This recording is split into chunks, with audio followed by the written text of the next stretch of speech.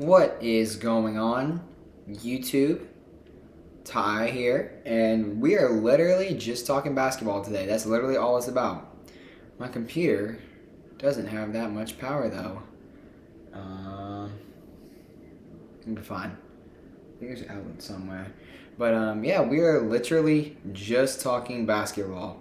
We're gonna talk about free agency. We're gonna talk about trade rumors. We're gonna talk about the draft. We're gonna talk about we can talk about the past season. We can talk about old seasons. We are literally gonna talk anything and everything NBA in regards to NBA basketball. So everyone is welcome to come hang out. We're gonna have a fun time, and it is gonna be what it is.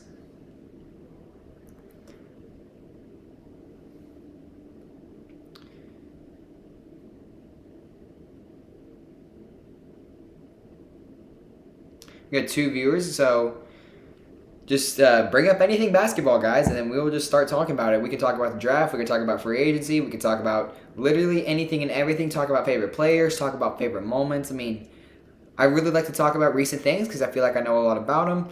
But literally, let's just talk basketball, guys. Let's just talk anything and everything NBA basketball. Big Red. Honestly, I don't know.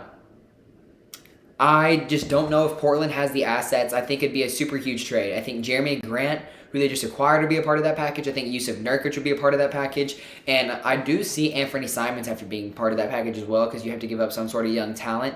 I think it could be the 2022 SGA Paul George trade, and Portland just has to give up all their first-round picks. I don't know if Shaedon Sharpe is involved in that deal. I don't know the specifics. I just know that Portland has to give up a lot. I mean, they have some talent. I think they have some pieces.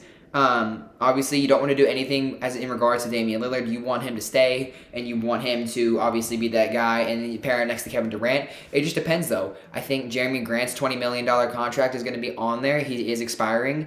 Yusuf Nurkic is also a free agent this year as well, unrestricted. So I don't know if he does happen to re-sign, and then they do just flip him for Kevin Durant. I think it's possible. And it depends because I think a lot of the contracts are hard to play out. When you're talking about Kevin Durant on a $40 million contract, it's just not easy because, I mean, you don't have that, like, Portland doesn't have players besides Damian Lillard who are on types of contracts like that. Like, and they have old guys who are on expiring contracts, who are free agents. So, I mean, I think it really just depends on what Brooklyn is asking. I think, like I said, I think Jeremy Grant's 20 mil would be there. Yeah, I think it really could be like an Anthony Davis trade where Portland just gives up literally their whole young core. And it could be Anthony Simons. I think Shaedon Sharpe, potentially. I think I wouldn't be surprised to see Jeremy Grant in that trade as well. And maybe even Josh Hart as well. I think it's just a whole young core and maybe a couple first-round picks for just Kevin Durant. I mean, that's really what it is. I think the hardest part about acquiring Kevin Durant is just the fact that you got to make up $40 million in cap space, and they don't have guys who can do that. Fox Cotton, welcome to the stream. Wade, welcome to the stream as well. Yeah, dude, hey, thank you for popping in and saying what's good, bro. I appreciate that. Yeah, hey, thank you. We're just talking basketball, so if you get a chance to swing by, for sure do it. We'll be here for a little bit. We're just going to be doing our thing. I appreciate you popping in and saying what's up, bro. I hope you have a good rest of your night, dude. But I do think that for Portland to acquire Kevin Durant, it's going to be a lot of their young core that they're just going to flip. It's really going to be like the 2022 Shai Gilgeous-Alexander Paul George trade / Anthony Davis, the whole Pelicans or whole Lakers young core trade. We have 5 viewers in the chat, everyone. What's going on? We're just talking basketball. We just talked about Kevin Durant potentially ending up in Portland. I did read an article. Have I seen Hustle? Yes, I did see Hustle, and I loved it. I think I give it like a 9 out of 10. Motivated me, man. That was a really good film. Adam Sandler absolutely put on a spectacular performance in that movie, showing that he's not just a comedy guy. I think he did such a great job playing that role as the scout / coach, and I think Juancho Hernan-Gomez was also very good in that movie as well. I'm hoping I can get my charger from all the way over here. Hold on. But we were just talking about Kevin Durant potentially being a Portland Trailblazer. I did read an article the other day about just who has the teams who are could really just offer the most for Kevin Durant. And I did remember reading is it gonna make it? No, it's not. I remember reading that teams that could really do it are gonna be like, oh gosh. I remember I read that they wouldn't be surprised to see if like Miami would try and make a trade, if New Orleans tried to make a trade, Philly, or no, not Philly. I can't remember which team it was, but there was like they had about 6 teams who they said could really be a team who tries to actually trade for KD. I just don't know if I don't know. I think Miami could be a team. I don't know if they're going to give up Kyle Lowry though for as much as they gave up for him. So I don't think they'd be willing to do that. I think it'd be a Tyler Hero center deal.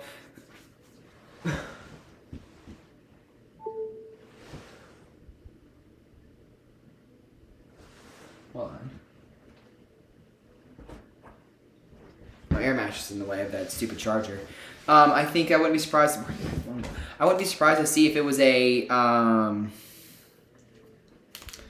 Grizzlies were a team as well. They could offer up like Jaren Jackson Jr., who they gave a little bit of extra pocket change to. Maybe even Steven Adams, or potentially maybe even Desmond Bane. I don't know if they'd be willing to do that. Maybe Dylan Brooks, I think, could be in that deal as well. I just think it's going to take like maybe 3-4 players potentially, and like 2 first-round picks. Because I mean, when you're talking about Kevin Durant, who's quite arguably the greatest player in the world, I'm telling you. I mean, there's not like teams are going to have to give up that. If you went to the Heat, yeah, no, that'd be super overpowered. I think the Heat are actually going to do a really good job in the offseason this year. Because, I mean, there's a lot of things Miami's trying to do. Because they're trying to get rid of, not really get rid of, but they're trying to bring in more star talent. And Donovan Mitchell and Bradley Beal are guys that are super flexible and wanting to go to Miami. I think that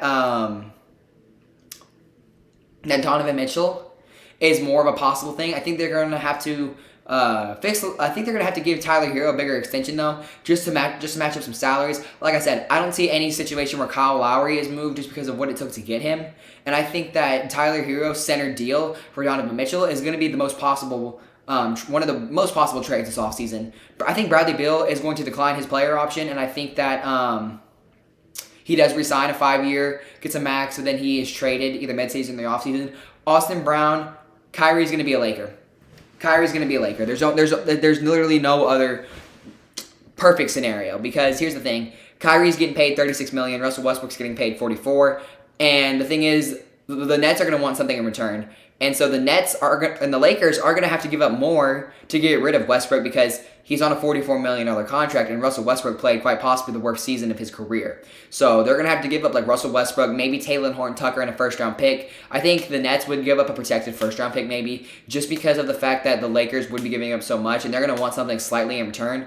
So I think that, or no, the Lakers are going to give up so much. Excuse me. Lakers are giving up so much, and they're going to slightly want something in return. So I think they're going to get Kyrie and a protected first-round pick. Just because, I mean, like I said, it is hard to get rid of Westbrook's $44 million, but the fact that they're giving up that, Talen Horton-Tucker, and a first-round pick just for Kyrie, I feel like the Nets would have to give something slightly in there, just like I said, just a protected first-round pick. Just make sides a little even, in my opinion, just for that. And I do think Kyrie is going to be a Laker at some point by the end of the offseason, or maybe before the season. I wouldn't be surprised if he does suit up as a Net again, because things can change, but Kyrie is Kyrie, and when that boy wants out, he wants out, and there's no other way to say it.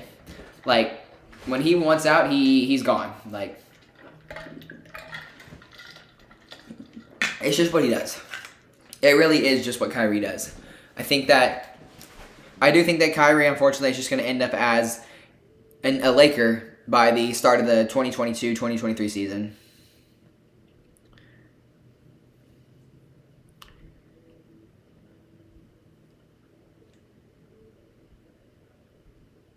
I'm posting on my Twitter, guys, that we're live.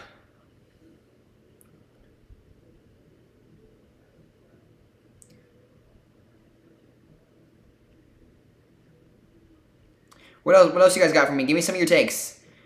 Give me predictions. Let me know. I want to know what you guys got to say, because it's all about you guys tonight. Give me some of your hottest takes. I'm telling you, the Rockets are going to be cold. They got Jabari Smith and Tari Eason. Here's the thing. I wanted the Spurs to really go Tari Eason. I think he's one of the best versatile forwards in the draft. And Jabari Smith should have been number 1, maybe number 2. I think he should have been taken over Chet Holmgren, because Jabari Smith is just pure raw talent. Jabari Smith is such a Kevin Durant type of player.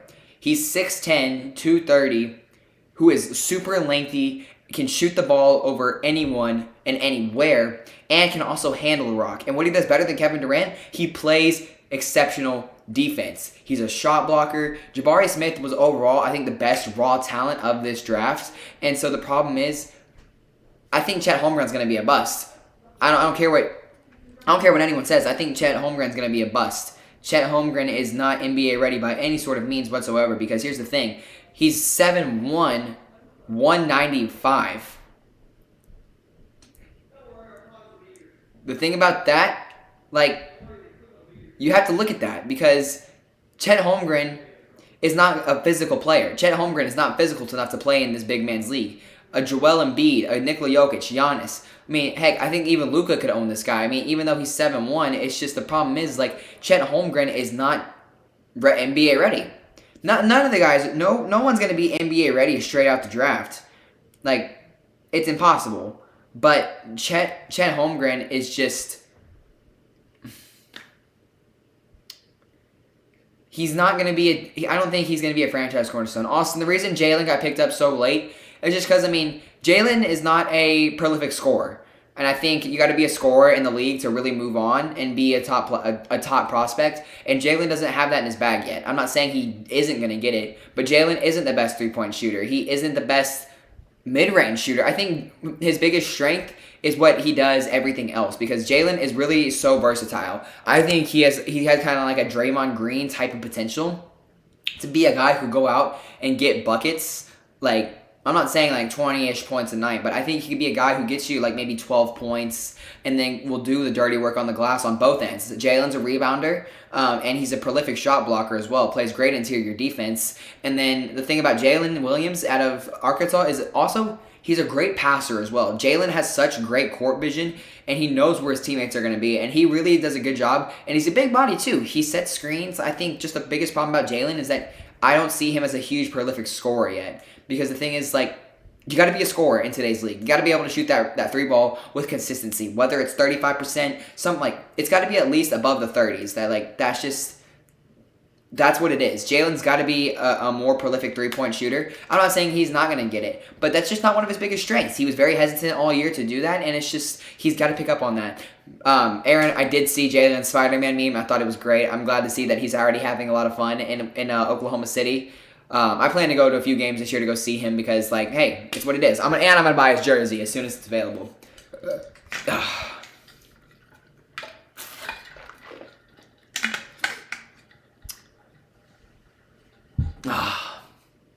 Apparently, they're saying the Spurs got to steal the draft with Malachi Branham out of Ohio State. That guy's a bucket getter. I haven't done much homework on him yet, but I really like what he does. It looks like he can really be a guy who shoots the floor from all around. He's a great finisher, and I think he can just be a solid guy who can come off the bench and get buckets, because I think Lonnie Walker's going to be gone. I wouldn't be surprised if he's like him, Jakob Poeltl, and Doug McDermott are really a part of a huge like sign and trade off. Oh, Jalen Jarrett. Okay, hang on. Let's see what we got real quick, because I'm finna cop one if it's available. I need to get new aviators too. I currently got my Joe Shiesty glasses on.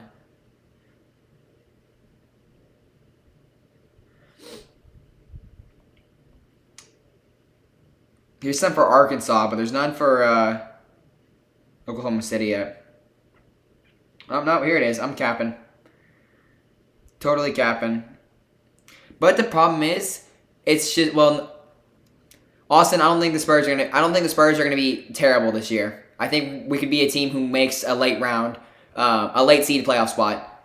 Yeah, no, I see what you're saying, Fox. Yeah, no, I'm checking. The problem is they're only available on Oklahoma City Thunder's website, so.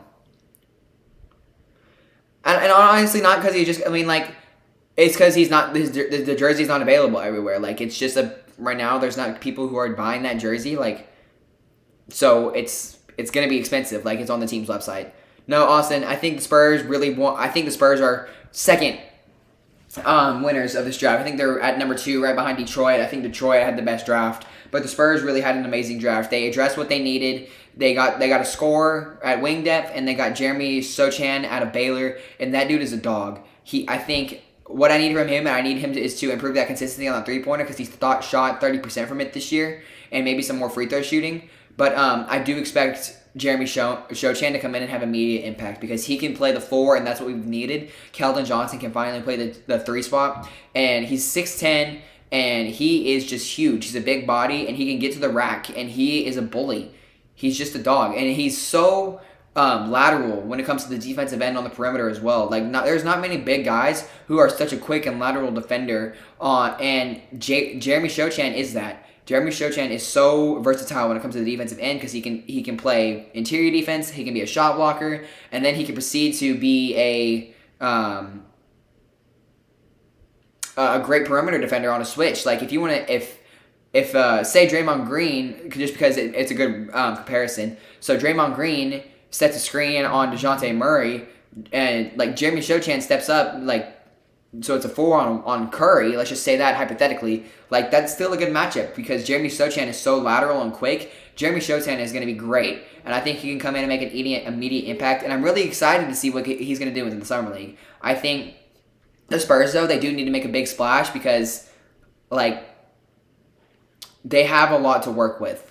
And the thing is, we have $32.6 million in cap space, where that's the second most in the NBA. The Spurs need to go after DeAndre Ayton because the Pistons aren't going to do it. The Suns aren't willing to give him max money, but the Spurs can give him max money. So my thing is that the Spurs are going to have to hope that they're either going to have to match whatever offer is given to him, because we don't have to sign and trade for him. That's the thing.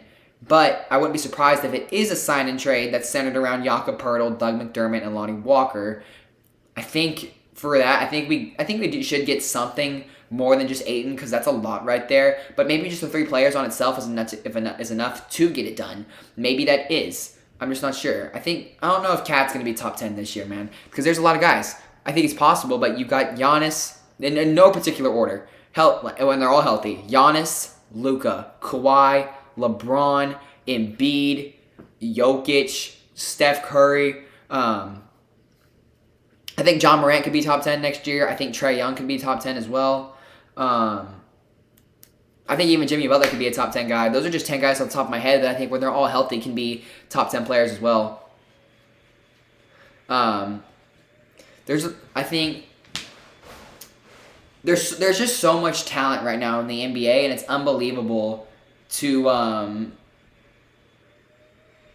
there's just so much talent in the NBA that it's hard to just rank them, have a list for them.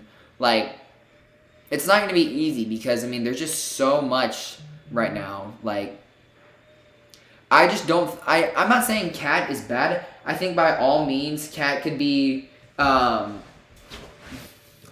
top 20, top 15. I think if there's any player on the Timberwolves who's going to be top 10, it's going to be Anthony Edwards. Anthony Edwards had a great sophomore season.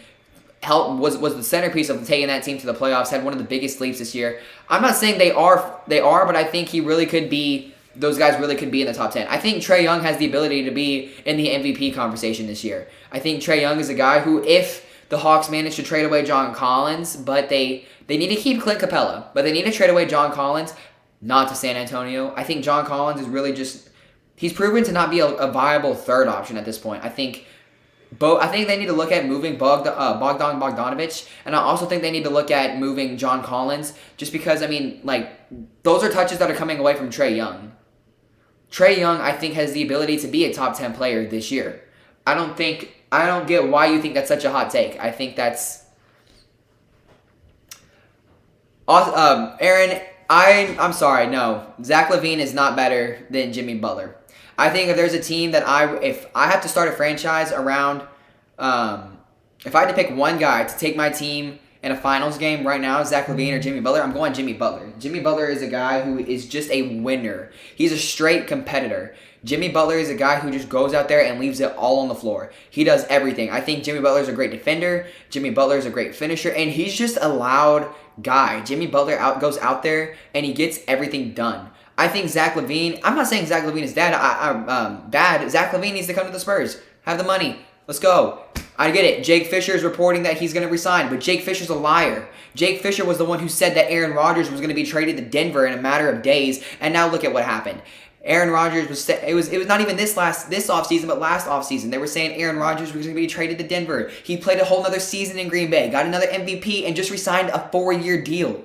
Jake Fisher is not someone we need to be believing because he's the only one who's reporting this stuff. Where else have we heard that Zach LaVine is signing a 5-year extension? I'm not going to believe it till it's Adrian Wojnarowski. I'm not saying it's not going to happen, but I'm just saying there's no other reporters who are reporting this. Jake Fisher is the only person who's reported that the Spurs are going to trade DeJounte Murray for John Collins. No one else is talking about it, and it doesn't make sense. If this was true, I feel like we'd have bigger analysts talking about it. And until Adrian Wojnarowski or Shams, I don't know how do you pronounce his last name, but until it's Woj or Shams who says that that's happening, there's no other way to put it.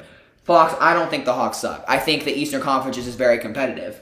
And they had a lot of injuries last year, too. Trae Young literally took the team to the Eastern Conference Finals and was 2 games from taking them away to the finals. Like, there is so much to like in Atlanta. You've got a superstar point guard in Trae Young who could be the future for the next 10, 15 years if he stays healthy. And I think I like I just like what they have down there. I think AJ Griffin, very solid. I like Danielle Hunter. I like Clint Capella. He is getting a little bit older, though. I don't know.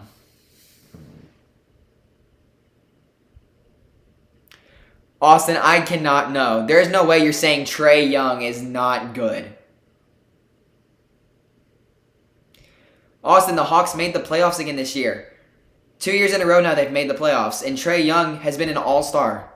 He was an all-star starter 2 years ago. Spurs are top 20. I think, because there's a lot of teams to be better than. We're going to be better than the Kings. We're going to be better than the Rockets. We're going to be better than the Thunder, the Magic, the Pacers, the Pistons, the, who was number 3 pick this year? The Rockets. I think I already said the Rockets. No. The Spurs were a top 20 team last year, but the problem is, it's just they have to have a splash of free agency because the thing is the whole West is getting better while the Spurs have done nothing. And honestly, that's not their fault because like trades haven't happened yet, free agency can't happen yet. The Spurs land DeAndre Ayton. I think they're a top 6 team in the West. Thank you, Aaron. I think Trae Young could be a top 10 player in this league. I think there's a lot of guys who would take Trae Young to build a franchise around. Now, I do think we need to stop looking at the fact that people say like that. Austin, I don't care. Like, you have to look at it. Young top raw talent does not come in the league and make immediate impact. They have to develop. John Morant finally took that leap this year and led a team to a playoffs. Luka Doncic it took him 4 years before he finally was able to make a deep playoff run. He's been eliminated twice in the first round. Trae Young took him 2 seasons to make the playoffs. Then he made the Eastern Conference Finals. And I know he was limited in the first round this year, but because Atlanta dealt with so much, they dealt with injuries, they dealt with COVID, they dealt with so much, and they're just playing in a competitive Eastern Conference. The Rockets are not one trade away from being a playoff contender team. No. No.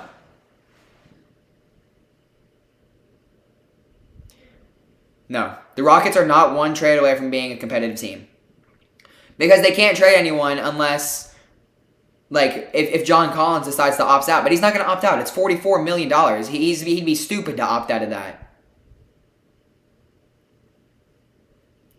I think I'm naming people who could be in the top 10? Are you tripping? You're saying the Magic and, like, the Kings. Austin, just because teams have top-end draft picks, whether you're a top 5 pick, that doesn't mean that the freaking...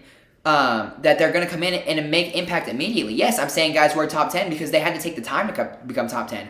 I don't think this draft had many franchise-changing players. I think we had Paolo Banchero, Jabari Smith, and Jaden Ivey. I think those are my top 3 guys who could really go in and turn a franchise around. That's it. It's a very weak draft. I think there's a lot of solid role players in this draft, but there's very little players in this draft who's going to go in there and make immediate impact and be on a contending team. The Rockets are not one trade away from being a contending team. They just traded away Christian Wood.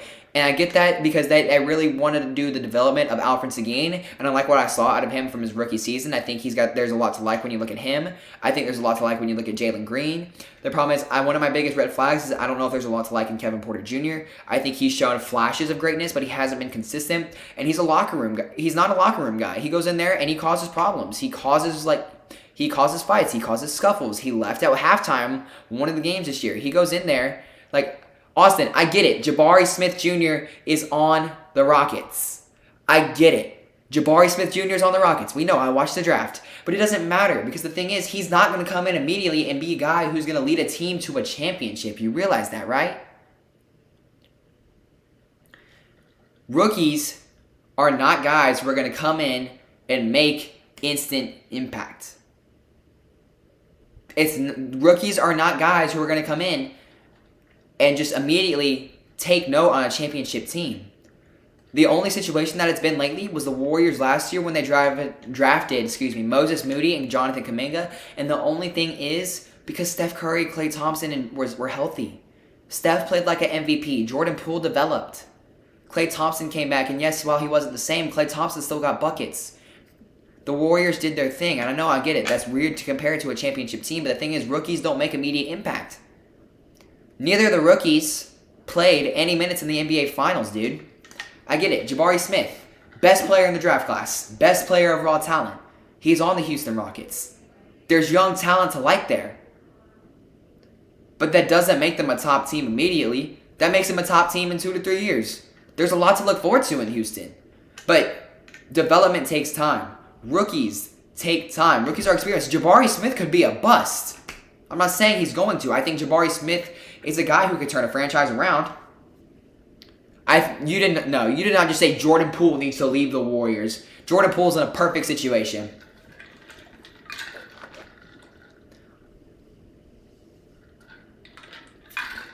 Thank you, Aaron. That's also a very great point.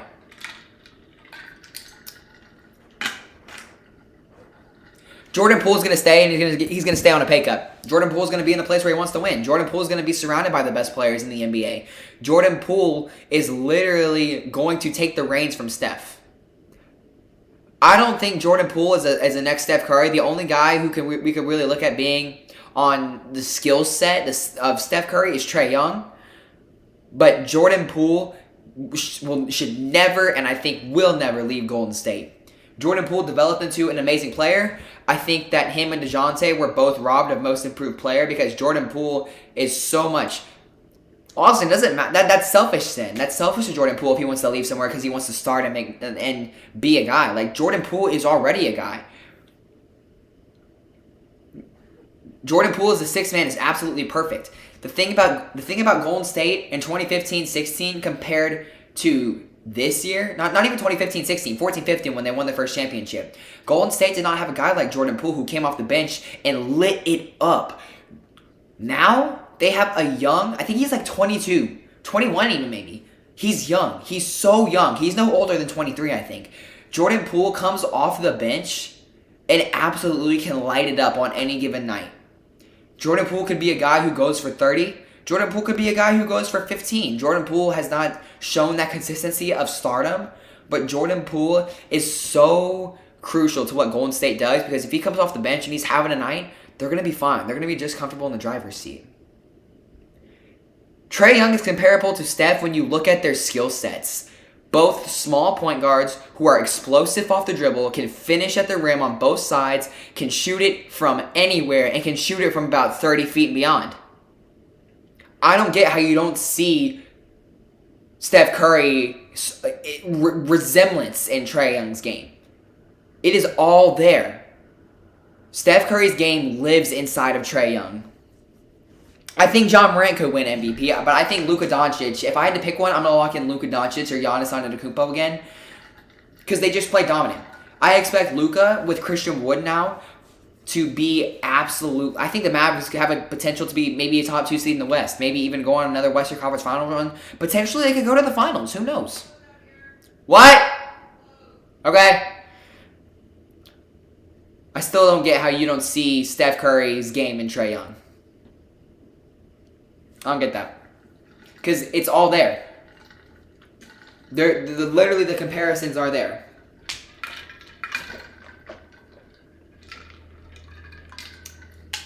I think John Moran is going to be a guy who I have in my MVP conversations with top 5.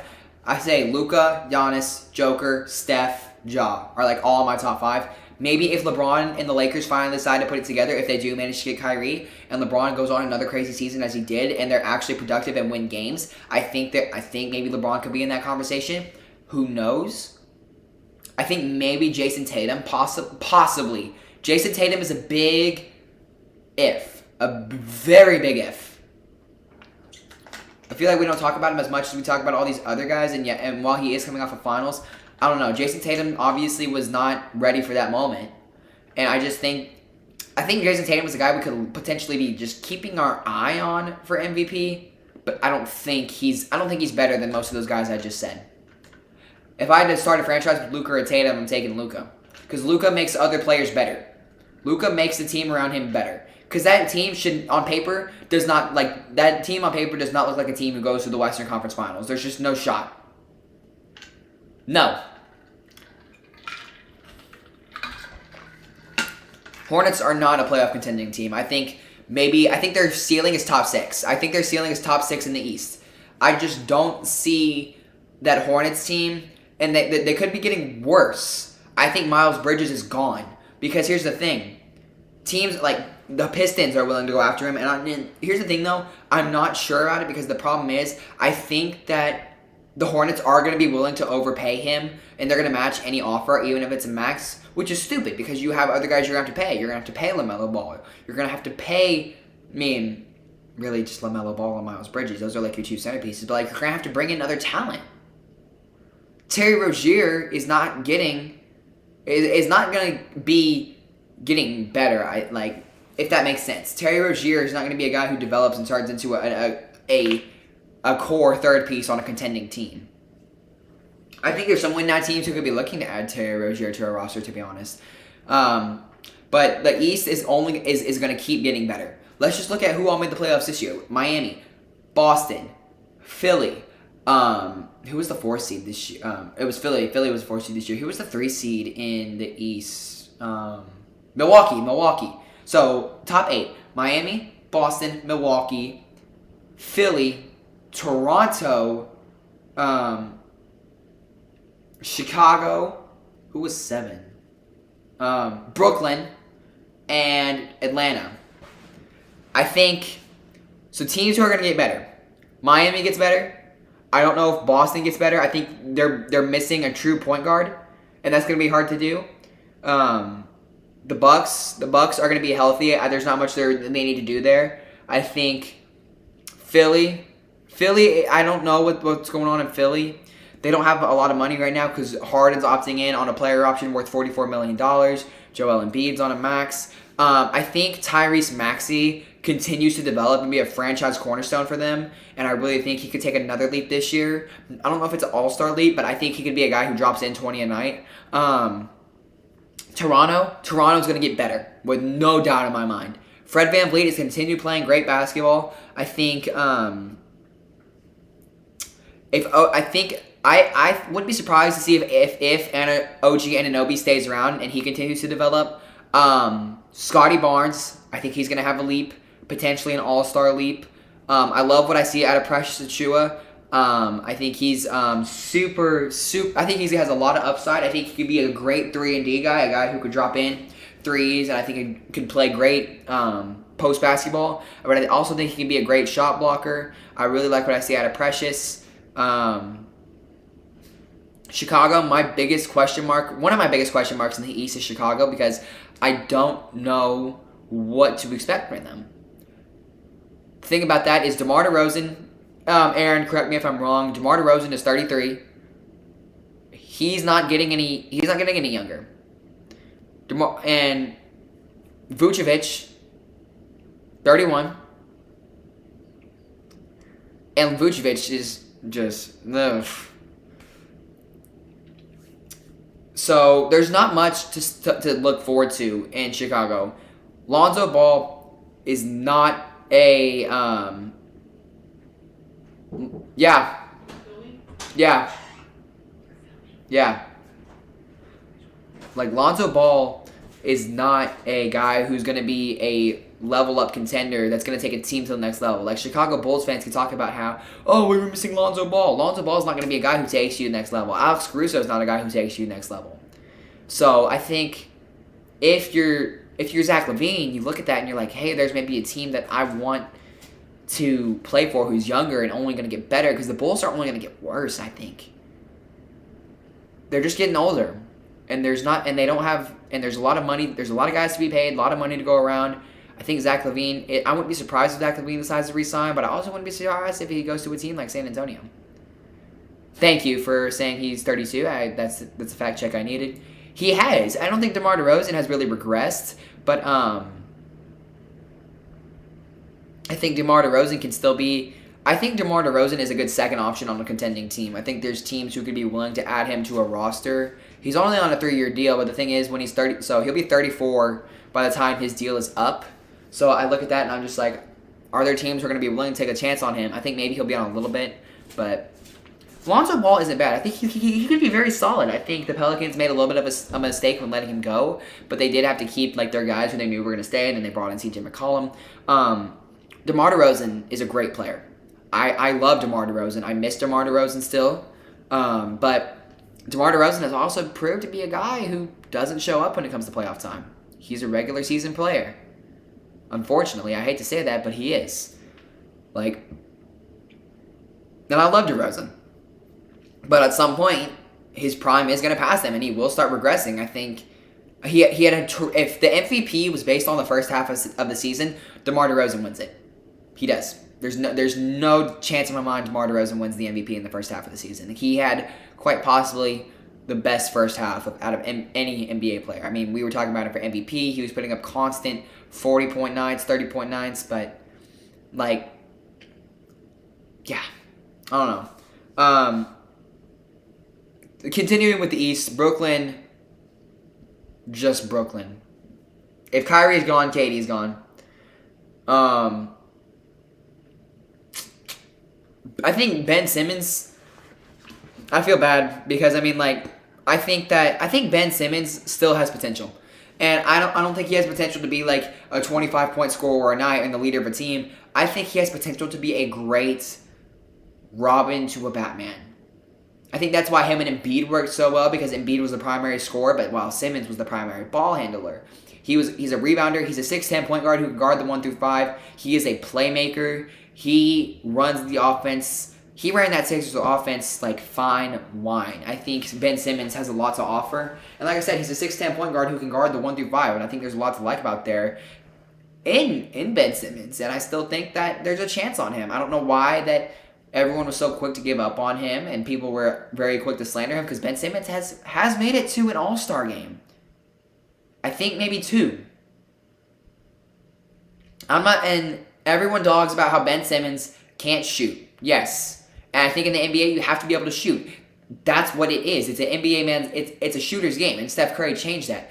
But Ben Simmons, I think, can be very reliable and very valuable to a bit of a younger team. Maybe, I don't know. I honestly, like, put Ben Simmons on Phoenix. Maybe they do. I don't know. Because obviously he doesn't have that offensive production that Chris Paul has. But let's say you put Ben Simmons on the Celtics. That's a championship team. Ben Simmons doesn't have to score. And say they keep Marcus Smart. Let's just hypothetically throw Ben Simmons on the Celtics. That's a championship team. Because Ben Simmons, he'll drop in. He can maybe give you like 12, maybe 15, maybe even 20. I think Ben Simmons is a guy who is so underrated. I think because obviously, I get it. He's not a shooter. And the thing is, you have to be a shooter. Thank you. I'm glad I'm not the only one who thinks this, because Ben Simmons, I think, is still good at could still be a very important player on any team. Not on just a win-now team, but on any given team, I think Ben Simmons could be a super reliable option. Ben Simmons is a great finisher. He's great finishing at the rim, and he can take those mismatches. When he's a 6'10" point guard, he's going to have smaller guys guarding him. He can take those mismatches, and I think that Ben Simmons can take it to advantage. I think if Ben Simmons works on his free throw and he draws more fouls and gets his contact from the line, that's easy buckets right there too. I think Ben Simmons I think Ben Simmons still has it, man. I get it. Ben Simmons can't shoot. There was a lot of excuses from him this year. I think Ben Simmons could be a guy who nearly averages, maybe averages a triple-double. He does it all, besides shooting. He literally does it all besides shooting. You need guys who can do it all. You really do. Continuing, and then at 8, you got Atlanta. Atlanta has a lot to look forward to. Trae Young. I think he could be top 10 in the league this year. Trae Young has the ability to be a team who could potentially lead a title contending team with the right guys around him. Like what if you say imagine DeAndre Ayton ends up in Atlanta. I know there's that we have never heard any speculation about DeAndre Ayton in Atlanta. But let's just say hypothetically we get a trade. John Collins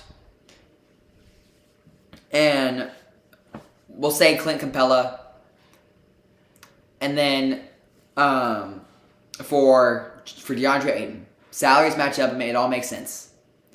I think Phoenix would have to give up a little bit of something though, because I don't think they give up. Mikal Bridges, I think is a little bit untouchable because of what he brings on the defensive end. I really like Mikal Bridges a lot, but let's just say John Collins ends up in Atlanta. He's a stretch big.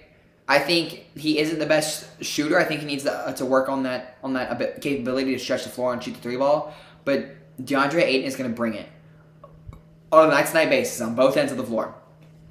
Shot blocker, big body, plays the post extremely well, he's a mid-range threat as well, and he's such a great lob threat. He's so big, and Trae Young loves a guy who can catch the lobs.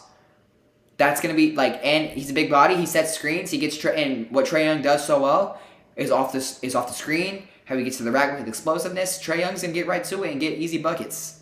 With the right guys around Trae Young, they can win a championship. But one of my sleeper team, not even, I wouldn't say a sleeper team. I feel like a lot of people are going to have this team potentially in the playoffs. Cleveland Cavaliers. The Cleveland Cavaliers are going to be a top 6 team in the East this year. And there's no doubt in my mind. So much to like in Cleveland.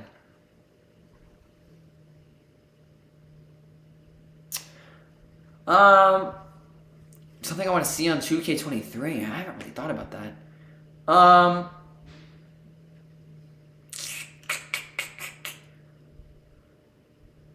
don't know. I want to see online blacktop. I want to see online franchises fixed, where you can do where you can just do it right then and there, because you have to do it on a certain time basis.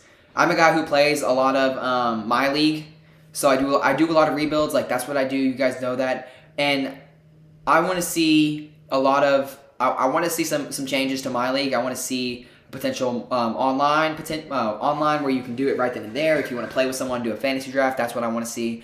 I want to see online blacktop. I want to see. I'm not sure. I'm not too sure. Not too sure. But back to the Cleveland Cavaliers. Darius Garland, he's an all-star. Jared Allen was an all-star. And I'm not going to be surprised if Evan Mobley takes an all-star leap. And there's a lot to like around Cleveland. They are so well built. They have great young talent. They have shooters. They have Karis LeVert. I forgot about him. Isaac Okoro. And then you got Kevin Love, a great aging veteran off the bench who can come in and shoot the lights out on any given night. Does he do that all the time? No, but he can. They're trying to bring back Ricky Rubio, which is awesome because, they traded him away for Karis LeVert, and he was injured, and so I wouldn't be surprised if they bring him back. Lauri Markkanen, 6'10" big who can shoot the rock. I like him. The Cavs have so much to like, and I can't remember who their coach is, but he was great. He did great I'm pretty sure he was a rookie coach too. I think the East is only going to get more competitive than it has been the past few years. There's so much young talent to like in the Eastern Conference. There's so much brightness, so much upside in the East that really shows a lot about what they got over there. Heck, I think maybe even like 2-3 years, the Pistons can be a contending playoff team. You got Cade Cunningham, you got Jaden Ivey, who I think could make a franchise. You've got Jalen Duren, who I think is nice. Crap, who's their big? Oh, Sadiq Bey. I mean, he had a 50-point game this year. There was so many random 50-point games. I think there's a lot to like in the Eastern Conference, and I think the NBA is one of the most competitive leagues in all of sports. There's so much to like in the Eastern Conference, and there's so much to like just in general about what there is over there because teams are only getting. There's so much young talent, and they're not getting older anytime soon. Like a lot of teams in the East are really built to last for quite some time, and not even just the East, but the West as well. There's so many teams that are built to last for a long time. Like I don't see anything coming out of the Pacers soon. I don't even know if I see anything coming out of the Wizards either. Like the West is only going to get better next season too, which is crazy. Like there's so much like that there is right now that you can really like just look at and think of how well how prepared and how good of a place the NBA is in for this next generation of players. Like we all grew we've grown up. We watched Steph Curry, we watched LeBron James, we watched Kevin Durant, Carmelo Anthony, Tim Duncan, and now this generation is so talented. It's a new generation, man, and there's so much to look forward to. I think this next generation of basketball is going to be insane. I think there's a lot to look forward to.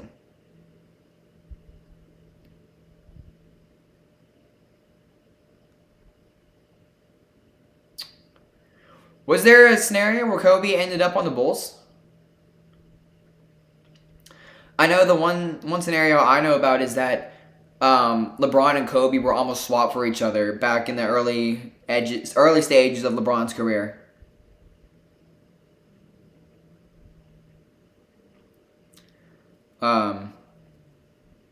Yeah, that's what I know. I didn't know if there was. I do actually know that situation where he was almost ended up as a Bull. I think.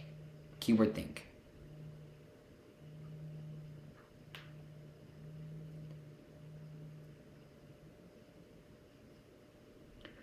Oh no, I think I wouldn't have mind. I don't think I would mind doing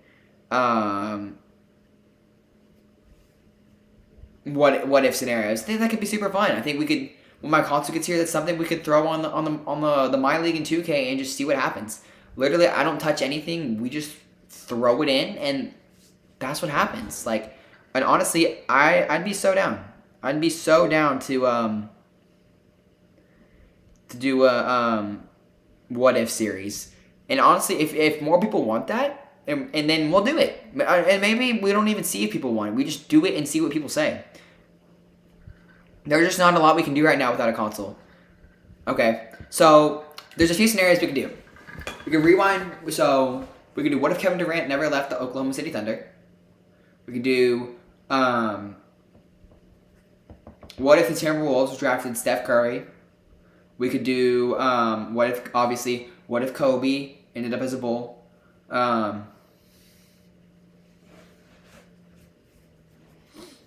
What if Derrick Rose never got injured?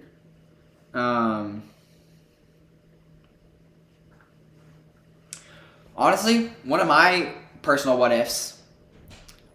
What if Luka and Trae Young were never swapped for each other? That's a fun one. I think we could look back at that and think that's a fun one to look at. I wouldn't mind throwing that on the My League. I think that one could be a fun one to look at what would happen if Trae Young and Luka Doncic never swapped places. Dude, what if the Blazers drafted Kevin Durant in the... What draft was that?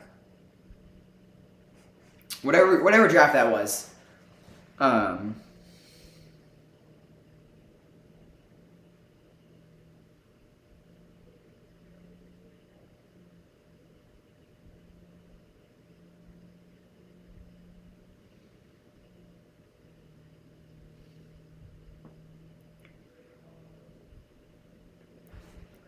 I wouldn't. I think a what if series could be super super fun.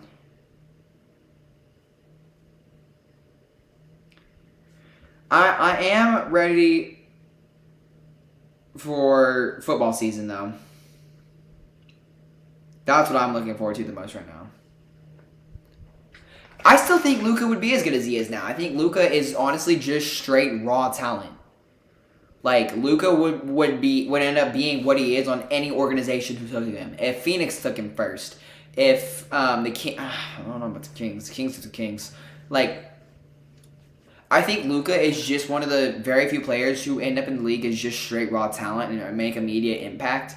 And I think that Luka does end up the same player as he is on any given franchise, I think. Because, I mean, Luka's been playing professional basketball since he was 14 overseas in Slovenia. So, I mean, he knows what it's like. I think Luka would still be an MVP type player on any given team.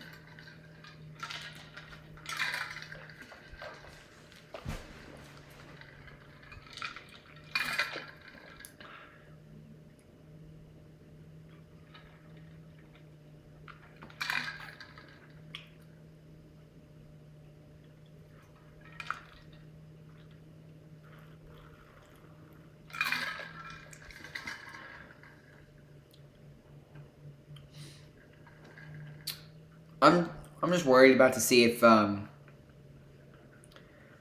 just scared to see potentially DeJounte Murray on the trade block.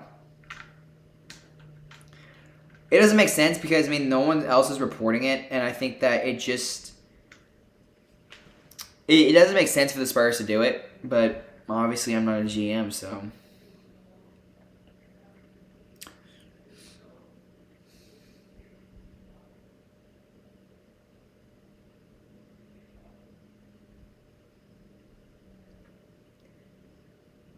Colorado Avalanche have just won the Stanley Cup Finals, beating the Tampa Bay Lightning 2-1 in a 6-game series. That's what just happened.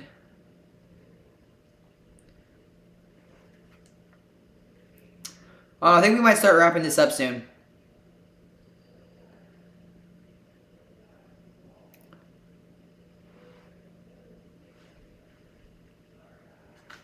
I mean, I want to hear what y'all thinking. What do y'all think about like free agency and or trades?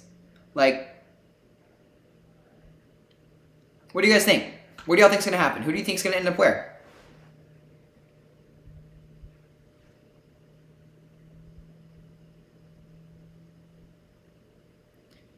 Like, I have a lot of my predictions, but I want to know what you guys think, and then we can talk about it and just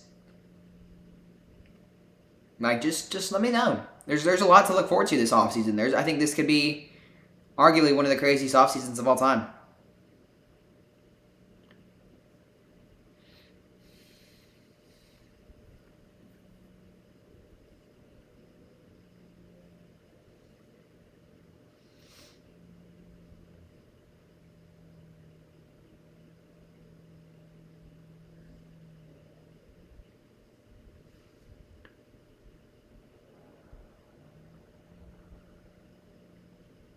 I did not know that. That's an interesting fact. 20 years since Like Mike came out.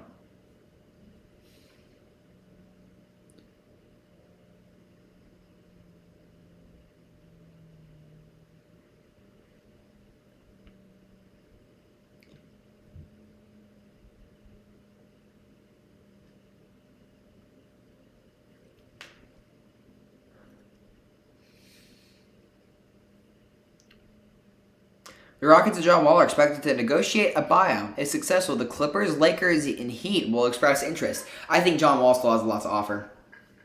I think John Wall could be a great veteran point guard on a win-now team who could also be very cheap to get if a buyout is negotiated, which means he will just be a walking free agent and teams could sign him to a veteran minimum, and I think he could make an impact. I think he could be a guy who drops maybe 20 points a night. I think John Wall still has a lot in him. I remember Wizards John Wall. Wizards John Wall was something different.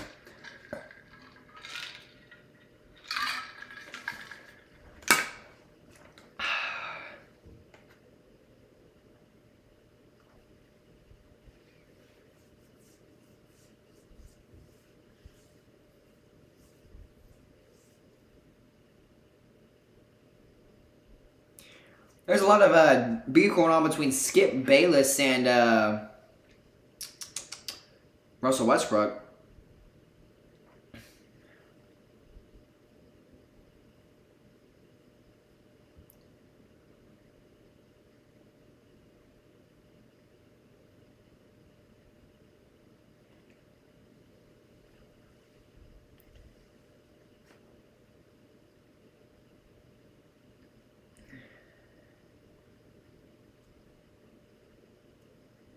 Who do you guys think is going to be on the move this offseason? Come on. Let me know.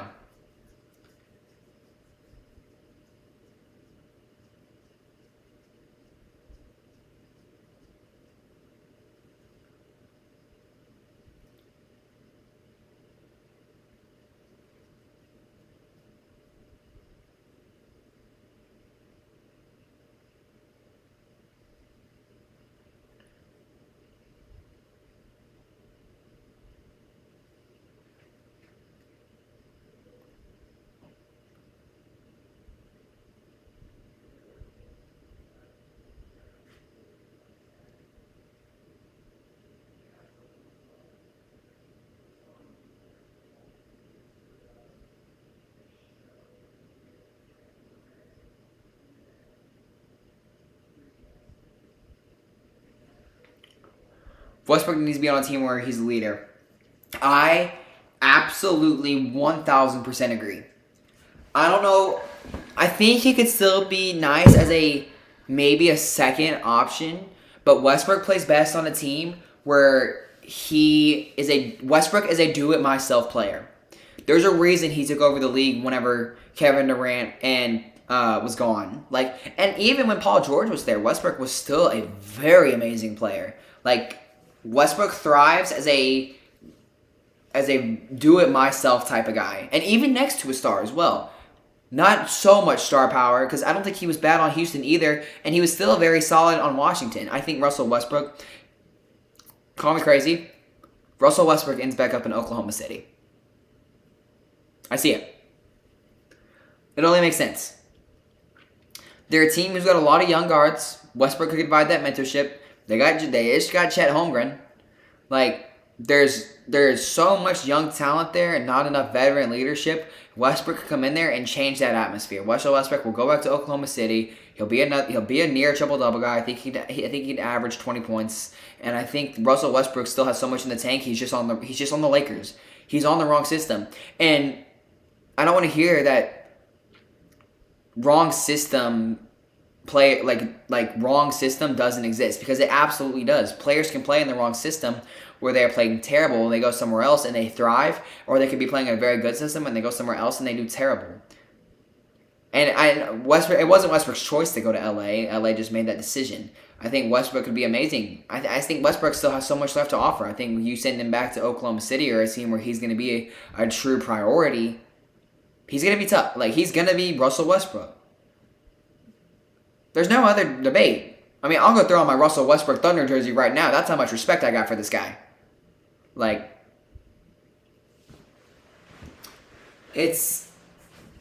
think Russell Westbrook could still be a very viable option as long as he is a priority on whatever team he ends up playing for next. Could it be Brooklyn? Absolutely. Could it be Oklahoma City? Absolutely. I just think that Russell Westbrook is going to go back to one of those teams, and he's going to end up being the player that we all know. I'm not going to say I don't think he'll be that elite 16, 17 MVP level Russell Westbrook again, but Russell Westbrook will be a guy. He will be a very viable option on a very viable team, and Russell Westbrook is just going to be a guy who goes out there and gets it done. He's gonna be Russell Westbrook, and I think that the Lakers just isn't that fit for him, where he can't be that guy because there's too much ball and too much ego. When you got LeBron James, you got Anthony Davis, and then you got him, it's just there's a lot to look forward to. Austin, 2K or Madden, depends on what I'm playing. I play a lot of My League on 2K, and I love that. I love doing my rebuilds, but I also love playing my online franchise in Madden, where it's me and all my friends from Hawaii. There's 7 of us, and we play each other every single week. So, honestly, it depends on whatever mood I'm in. If I want to play more casual, I think I'll maybe go 2K, but if I'm looking to get into a little bit more of a competitive mindset, I'll go Madden, because there's more on the line when I play my Madden franchise than there is whenever I do my 2K rebuild. So that's my thing, and that's what I would say about it. I got a text message. Hold on.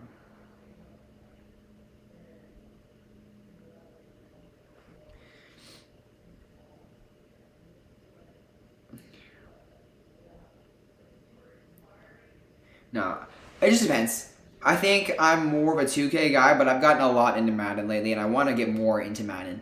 But lately, this isn't even an option. I'm a Fall Guys guy. I am tough at Fall Guys. I'm one of the toughest players when it comes to Fall Guys.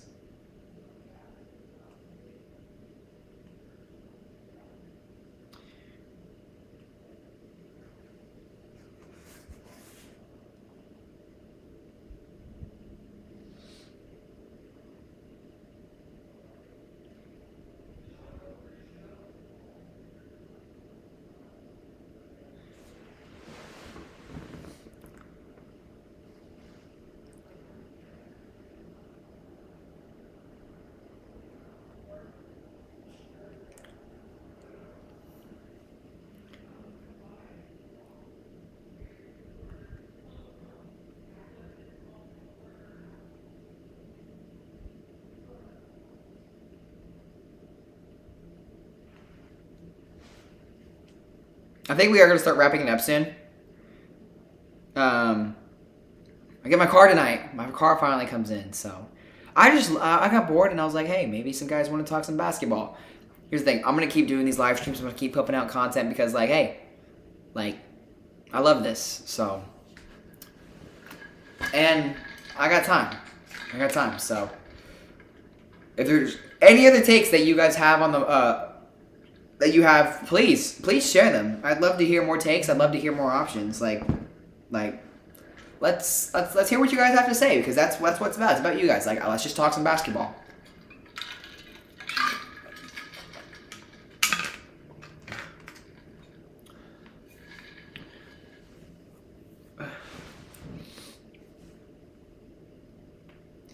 Who do you think will win the summer league? I also heard it's 72 games, but I don't know if that's right.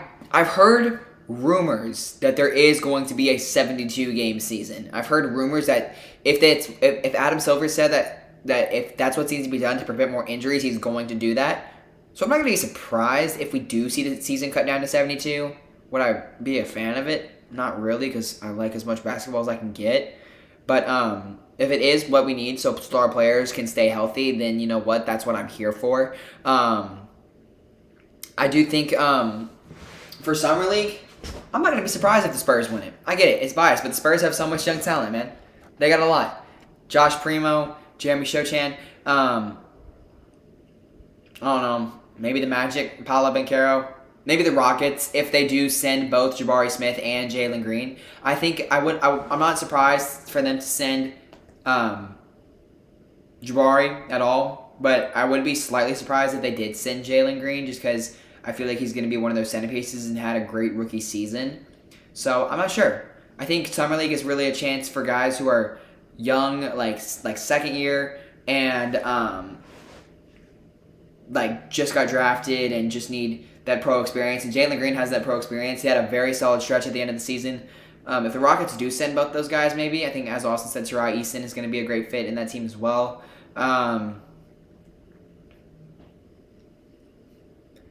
Maybe Oklahoma City with Jalen and Chet. So I think that could be a team who wins it. Maybe even Detroit. Jaden Ivey, Jalen Duren. Like, those dudes are super, super nice. Like, I love what Jaden Ivey does. I think Jaden Ivey could be a guy who is a franchise-changing player. I think Jalen Duren could be a great fit, be a nice lob threat for Cunningham. He has a very NBA-ready body at age 18. He's long, he's lengthy, he's muscular. Jalen Duren is very solid, and I love what he can bring on that Pistons team. I think those two alone could be a very solid duo, and I think we'll see what happens with them in the Summer League. I think Detroit is a team who could win the Summer League, so I think Detroit's going to be a team who takes some steps up in the next couple years. That's just me. I think Detroit could be a team who really steps up.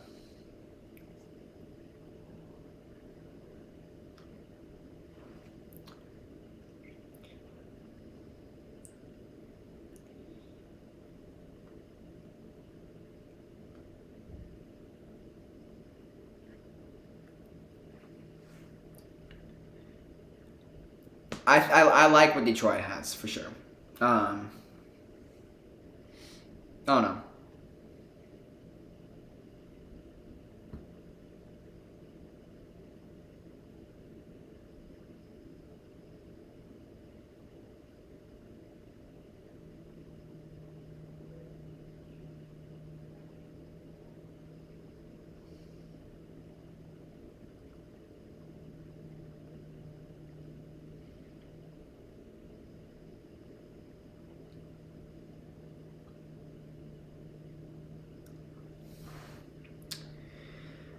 And if there's anything else anyone has to say, please say it. Let's get all of it out there, and hope maybe tomorrow we'll do another one of these before my work. But I don't know. I might be going to the gym, so.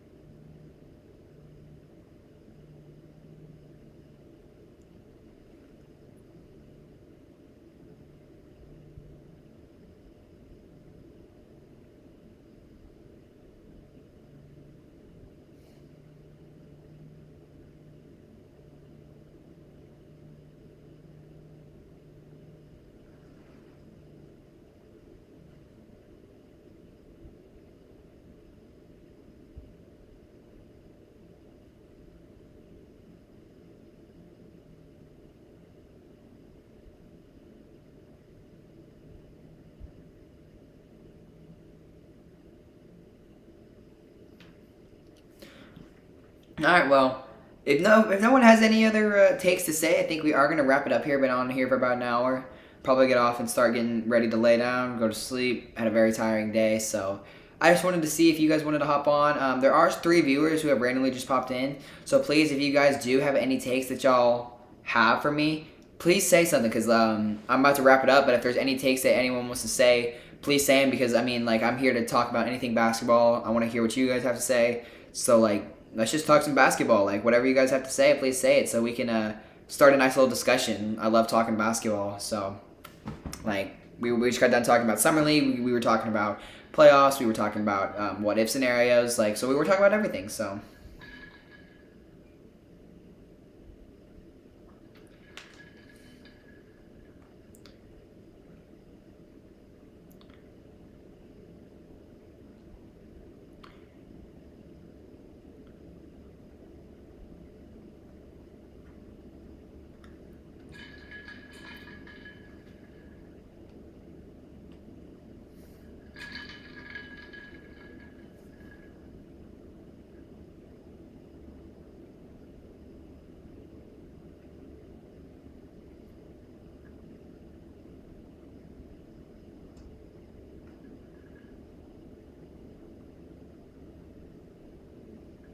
So, alrighty, well, if no one has any other takes to say, we are going to wrap it up. Thank you to everyone who did hop in the stream and just give me some of your takes, to give me something to talk about. We'll do this again sometime. I had a really fun time. Hopefully we can continue to build up our audience this way through just reaching out to people through sports and just doing our thing. What is that? Fox Cotton buffering. Just buffering. So, if that is, if no one else has anything, we are going to wrap it up here. So thank you guys for a fun hour of your time. Thank you for hopping in and spending some time with me, just talking basketball. So I had a really fun time with all y'all. And we are going to continue to do this. We're going to build up our audience this way. We're just going to get bigger. We're going to get better. And we're going to keep talking basketball. And whenever football season comes around, we will do the same exact thing. So thank you guys so much for watching. If y'all did enjoy it, please drop a like, share with your friends, share on your social media so we can get our channel out there. On anything you have, please just share it. And drop a subscribe if you're not already. Hit the notification bell so you're notified every time I go live or post a video. And until then,